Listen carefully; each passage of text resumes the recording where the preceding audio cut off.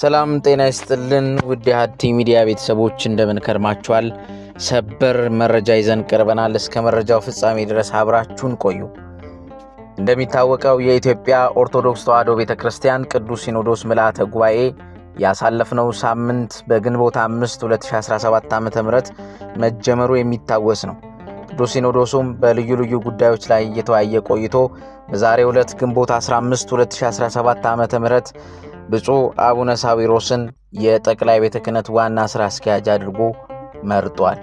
እንደሚታወቀው የኢትዮጵያ ኦርቶዶክስ ተዋሕዶ ቤተክርስቲያን የዋና ሥራ አስኪያጅና የቅዱስ ሲኖዶስ ዋና ጸሐፊ የሥራ ዘመን 3 ዓመት ነው። በዚህም በብፁዕ አቡነ አብርሃምና በብፁዕ አቡነ ጴጥሮስ ምትክ ዛሬ በጠቅላይ ቤተ ክህነት ዋና ሥራ አስኪያጅ ብፁዕ አቡነ ሳዊሮስን፣ የቅዱስ ሲኖዶስ ዋና ጸሐፊ ብፁዕ አቡነ ዲዮስቆሮስን እንዲሁም ደግሞ ብፁዕ አቡነ ሕርያቆስን የአዲስ አበባ ሀገረ ስብከት ሊቀ ጳጳስ አድርጎ ዛሬ ልዩ ልዩ ኃላፊነቶችን ሹመቶችን ሰጥቷል። ከዚህ ጋር ተያይዞ ብፁዕ አቡነ ናትናኤል ዘኮራላዶ የቅዱስ ሲኖዶስ አባል የቅድስት ሀገር ኢየሩሳሌም ገዳም ሊቀ ጳጳስ፣ ብፁዕ አቡነ ናትናኤል ሚኒሶታን እንደያዙ የኮሎራዶ ሀገረ ስብከትን እንዲመሩ፣ ብፁዕ አቡነ ሄኖክ ደግሞ የአዲስ አበባ ሀገረ ስብከት ሊቀ ጳጳስ የነበሩት የደቡብ አፍሪካ ሀገረ ስብከት ሊቀ ጳጳስ፣ ብፁዕ አቡነ ዕንባቆምም የገዳማት መምሪያ ሊቀ ጳጳስ ሆነው እንዲመሩና ብፁዕ አቡነ ሙሴ አውስትራሊያን እንደያዙ የግቢ ገብርኤል የበዓታ ለማርያም ገዳም ሊቀ ጳጳስ ሆነው እንዲመሩ ውሳኔ አስተላልፈዋል።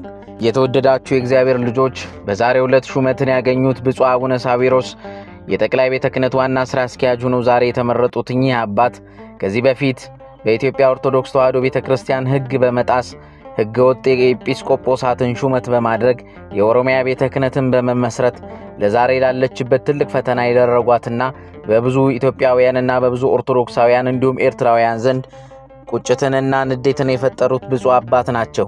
ዛሬ በእውነት ለዚች የኢትዮጵያ ኦርቶዶክስ ተዋሕዶ ቤተክርስቲያን ይጠቅሙ ይሆን?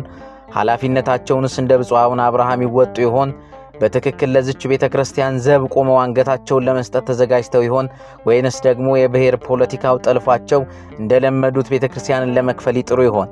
ይህ የሁላችን መላምትና ግምት ነው።